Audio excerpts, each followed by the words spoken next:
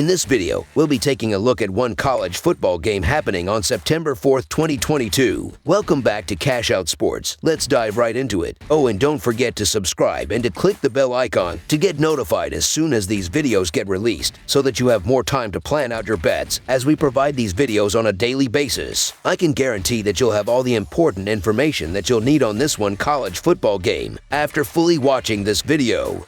One more thing before we start. If you would like to gain access to our best exclusive betting picks to take your sports betting journey to the next level, then check out our Patreon in the link down below where we offer anywhere from 1 betting pick a day up to 10 betting picks a day and much more. Now let's get started.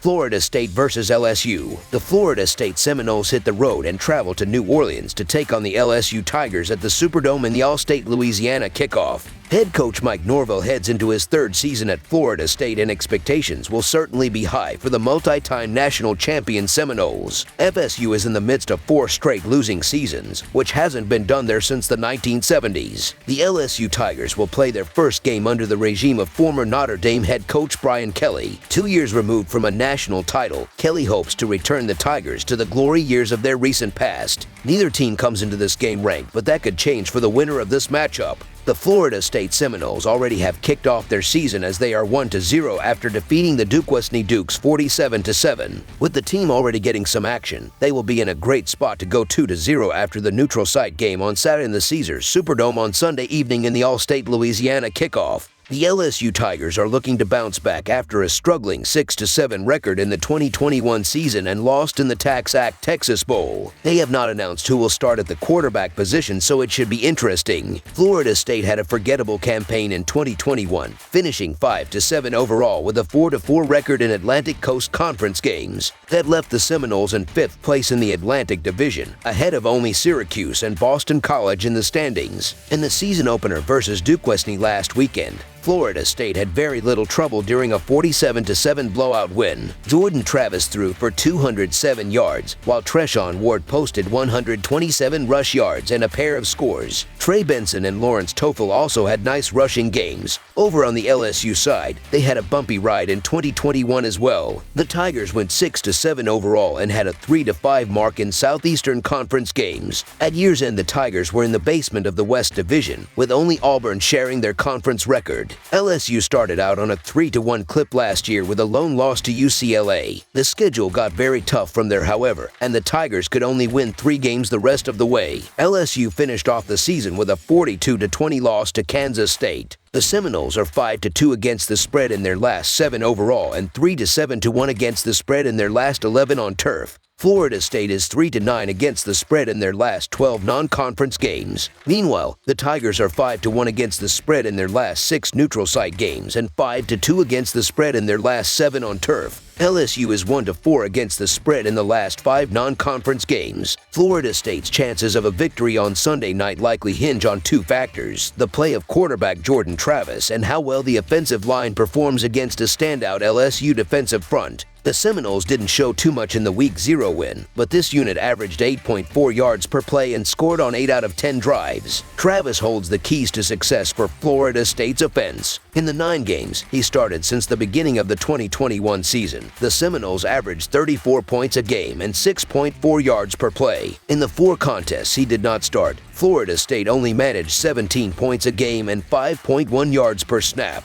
The junior has made considerable progress as a passer over the last 2 seasons. After throwing for 1,056 yards and completing only 55% of his throws in 2020, Travis completed 62.9% of his passes for 1,539 yards last fall. Upgrading the receiving core was a priority for Norvell this offseason, and the early returns are positive. Micah Pittman grabbed 4 receptions in Week 0, and fellow transfer Johnny Wilson caught 1 pass for 51 yards. Those 2 players, along with Deuce Spann, Malik McClain, and Ontario Wilson, give Travis a deeper and more talented collection of playmakers on the outside. LSU usually has one of the deepest defensive backfields in the Southeastern Conference, but the outlook going into 2022 is different. The Tigers could start 3 or 4 transfers here on Sunday night, so meshing all of the new faces in a high-profile matchup is a test for coordinator Matt House. LSU's defensive front is arguably the best position unit on the field and could cause problems for a Florida State offensive line that's improving but still remains a question mark. The Noles ran for 406 yards last week and are set to deploy 3 backs, Trey Benson, Treshaun Ward, and Lawrence Toffoli against this front. Additionally, Travis ran for 535 yards and 7 touchdowns last year, and his mobility is an X factor against LSU. The Tigers played better on defense as 2021 progressed. After allowing 4.4 yards per rush in the first 8 games, they held teams to 3.04 in the last 5 contests. Keeping lineman Mawson Smith and linebacker B.J. Ojulari out of the backfield is the top priority for Florida State's offensive line on Sunday night. Both programs are having new starting quarterbacks, but it is hard to believe in the LSU Tigers when we do not even know which quarterback will get the start here. However, we have seen the 2022 Florida State team in action, and sophomore running back Treshaun Ward even proved that he can dominate on the ground as he had 14 carries for 127 yards and a pair of rushing touchdowns last week, so LSU has to prepare for a dominant run game as well. The Tigers have a brand new secondary as well as 3 new offensive linemen, so that gives me some cause for concern on their side. In their opener, the Seminoles ran all over the place with a whopping 406 rush yards, 33 first downs, and 76 total plays. It was about as lopsided as a game can get. Florida State's only real blemishes were 5 penalties and an interception. The Seminoles will be riding high coming into this matchup. As for LSU, it'll be interesting to see what new head coach Brian Kelly has in store for the team. They're going to need some tweaks on both sides of the ball, but if they can get the offensive line and run defense sharpened up from last year, things will be looking up. There are some intriguing pieces to work with, so it's going to be a fun season for the Tigers as they work to get back to a bowl game and relevance in the conference. I don't think they're quite ready to cover here just yet, but it should be a great matchup. So the Florida State Seminoles to cover the spread as underdogs is our full game side pick.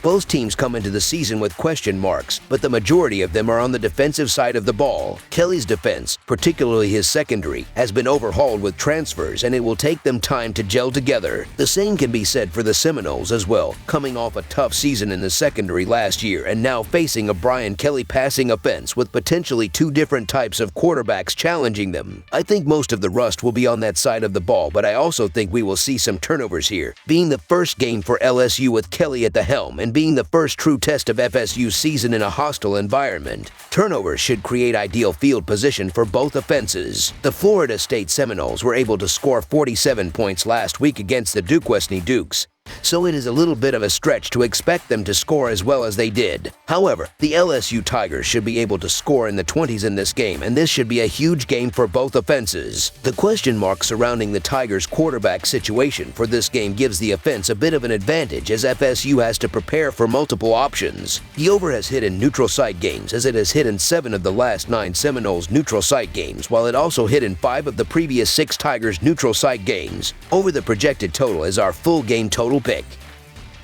That's all for now, so if you have any other games you would like reviewed, then leave a comment down below with the game you would like analyzed.